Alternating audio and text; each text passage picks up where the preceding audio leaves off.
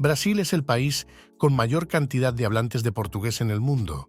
Sin embargo, la situación pudo haber sido completamente diferente. Aunque los portugueses declararon temprano sus ambiciones coloniales, se encontraron con un poderoso rival: los holandeses. Los holandeses también eran considerados una potencia naval muy hábil, ansiosos por adquirir cada vez más tierras en el Nuevo Mundo. Como resultado, los holandeses fueron tomando control de partes cada vez más grandes de Brasil. Esto llevó a una verdadera carrera por las tierras alrededor del Amazonas, que culminaría en un enfrentamiento final. Pero, ¿por qué llegaron los holandeses a Brasil y cómo lograron los portugueses imponerse y crear una de las colonias más grandes del mundo? Todas estas preguntas las exploraremos en el video de hoy. Disfruten. La llegada de los holandeses fue facilitada en gran parte por los españoles. Hasta el siglo XVI, los Países Bajos eran parte del imperio de los Habsburgo españoles. Gracias a esto, los holandeses tuvieron un contacto temprano con las colonias ultramarinas y también se convirtieron en una potencia naval respetable. En secreto, las 7 provincias, como se conocían entonces los Países Bajos, ya se estaban preparando para separarse de la madre patria. Esto inició una guerra que duraría 80 años y en la que finalmente ganarían su independencia. Incluso durante la guerra, los holandeses comenzaron a imponer sus intereses coloniales, buscando establecerse como una de las grandes potencias europeas. Un momento clave fue la fundación de la Compañía Holandesa de las Indias Occidentales. Esta compañía comercial recibió un monopolio exclusivo de Ámsterdam para el comercio en África Occidental y América, y más tarde también en Asia. El sistema funcionaba de la siguiente manera: la Compañía de las Indias Occidentales establecía puestos comerciales en el Nuevo Mundo, compraba cada vez más tierras y el gobierno holandés luego las ponía bajo su protección, transformándolas en colonias. Este sistema fue extremadamente exitoso. No solo se establecieron colonias en países como Ghana, Sri Lanka o Nueva Ámsterdam, hoy Nueva York, sino que los holandeses también comenzaron a fijar su mirada en Sudamérica, que en ese momento estaba exclusivamente controlada por españoles y portugueses. Así fue como, en 1621, la Compañía de las Indias Occidentales llegó a Brasil. Aunque inicialmente organizaron incursiones en los puestos comerciales portugueses existentes, pronto comenzaron a tomar tierras. Especialmente el norte de Brasil, conocido por su lucrativa producción de azúcar, les llamó mucho la atención. No debemos olvidar que los holandeses seguían involucrados en la guerra de los 80 años contra España en ese momento, y el control del azúcar brasileño prometía no solo ganancias financieras para la compañía, sino que también podría fortalecer la posición de los Países Bajos en la guerra. Por lo tanto, actuaron de manera muy agresiva en Brasil. Mientras la Compañía de las Indias Occidentales ya había capturado algunas franjas costeras en el norte, el gobierno holandés comenzó a enviar cada vez más tropas a Sudamérica. Tenían un objetivo principal: capturar la capital de Brasil portugués, Salvador de Bahía. Una fuerza expedicionaria de 26 barcos, 450 cañones y 3.300 hombres llegó a la costa, a pocos kilómetros de la capital. En cuestión de horas, toda la ciudad fue rodeada y el gobernador portugués se rindió. La ciudad estaba ahora bajo control holandés. Sin embargo, la ocupación duraría poco. Solo un año después, los portugueses regresaron con una flota mucho más grande frente a la costa de Salvador y obligaron a los holandeses a capitular. Así comenzó una larga lucha por la supremacía en Brasil, conocida como la Guerra Luso-Holandesa. Pero los holandeses apenas estaban comenzando. Poco después, enviaron a uno de sus almirantes más capaces al Nuevo Mundo, Hendrik Lonck.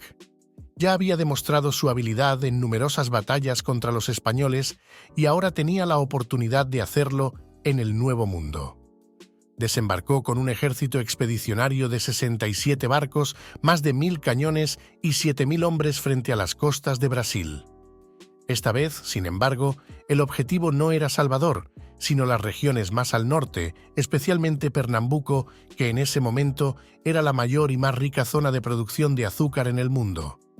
El interés de los holandeses era grande, y esta vez la expedición fue un éxito duradero. Toda la provincia de Pernambuco fue conquistada en un tiempo relativamente corto. Estas conquistas fueron financiadas por ataques regulares a la flota de plata española. 2 veces al año, los españoles organizaban enormes transportes para llevar todos los recursos del Nuevo Mundo a la patria. Il n'y avait pas de plus grand profit que la capture de certains de ces navires. Pendant longtemps, les hommes de la Compagnie des Indes occidentales agissaient donc comme des pirates financés par l'État. Et grâce à ces richesses, la colonie de Nouvelle-Hollande continua de se développer. En 1636, Johan Maury, prince de Nassau-Siegen, fut nommé gouverneur général du Brésil néerlandais. Il fonda Mauritsstad, l'actuel Recife, comme capitale de son empire. De là, la canne à sucre était expédiée vers la métropole et la ville servait également de base pour de nouvelles conquêtes. Mais les Néerlandais n'étaient pas encore satisfaits. Ils prirent également d'autres régions d'Amérique du Sud, telles que l'actuelle Guyana et le Suriname, ce dernier restant une colonie néerlandaise jusqu'à la fin du XXe siècle. Plus au sud, autour des villes de Rio de Janeiro et de Sao Paulo, des raids étaient également menés, mais ces villes étaient trop bien défendues par les Portugais. Ainsi, vers l'année 1650, la carte de l'Amérique du Sud ressemblait à ceci. L'Espagne s'était étendue sur presque toute la côte ouest du continent, tandis que la côte était partagée entre les Portugais et les Néerlandais. Mais il était clair pour les deux puissances qu'il ne pouvait y avoir qu'une seule puissance coloniale permanente sur la côte Estimated NC. Les deux se préparèrent pour une nouvelle guerre finale. Comme nous pouvons le constater, les Portugais s'étendirent rapidement vers l'Amazonie pour empêcher les Néerlandais de s'enfoncer plus profondément dans le territoire et empêcher la jonction des colonies du Nord et du Sud. Les Portugais commencèrent également à lancer des raids sur les territoires ennemis. Mais les Néerlandais n'étaient pas inactifs. À un moment donné, ils réussirent à établir un blocus naval autour de Lisbonne, coupant ainsi la métropole de SE-Colonie.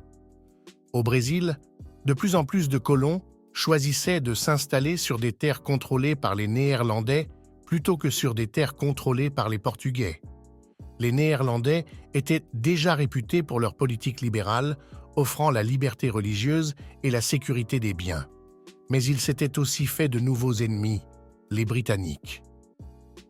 Comme les raids mutuels augmentaient, leurs flottes se rencontraient de plus en plus souvent, ce qui déclencha la première guerre anglo-néerlandaise que l'Angleterre remporta, affaiblissant fortement les Néerlandais. Al mismo tiempo, los portugueses lograron una victoria decisiva en Angola, de donde los holandeses reclutaban gran parte de sus esclavos. Sin esclavos africanos, Nueva Holanda no podría sobrevivir por mucho tiempo. Los portugueses utilizaron todos sus recursos para expulsar a los holandeses de Brasil de una vez por todas. Armaron a los ciudadanos portugueses que anteriormente habían desertado en masa al enemigo, descontentos porque los debilitados holandeses ya no podían abastecerlos adecuadamente. Sin esclavos de Angola, la colonia estaba al borde del colapso. Una revuelta abierta estalló en todo Pernambuco y los holandeses comenzaron a perder el control. Finalmente, todas las fuerzas holandesas restantes se reunieron en la capital, Recife, para la batalla final. La lucha fue intensa durante varios días, pero finalmente los portugueses irrumpieron en la ciudad y los holandeses restantes fueron expulsados de Brasil. Nueva Holanda era historia, y en el Tratado de Paz posterior, los holandeses cedieron todo Brasil a los portugueses. A cambio, Portugal se comprometió a pagar 8 millones de florines holandeses como compensación y reconoció el dominio holandés sobre algunos territorios en Asia. Mientras tanto, la Compañía de las Indias Occidentales ya había comenzado a aventurarse en nuevas regiones y se estaba transformando cada vez más en la Compañía de las Indias Orientales. Colonias que antes pertenecían a Portugal, como Ceilán, actual Sri Lanka, pasaron gradualmente a manos holandesas. En el sudeste asiático, especialmente en la actual Indonesia, también se expandieron. Pero incluso allí pronto estallaría otra guerra holandés-portuguesa. Sin embargo, Brasil ya estaba completamente bajo control portugués y en las décadas siguientes los portugueses consolidaron su dominio sobre todo el país. Así fue como el portugués se convirtió en un idioma global y hoy es la lengua materna de casi 200 millones de brasileños. Pero, ¿qué quedó de los holandeses en Brasil? Especialmente en Recife, aún hoy se pueden encontrar edificios y calles de origen holandés. Y aunque el portugués es el idioma dominante en Brasil, algunas palabras y expresiones holandesas se han integrado en el lenguaje coloquial brasileño. Se estima que hoy en día alrededor de 1 millón de brasileños son descendientes de los holandeses, y en algunas grandes ciudades del norte hay barrios enteros de origen holandés.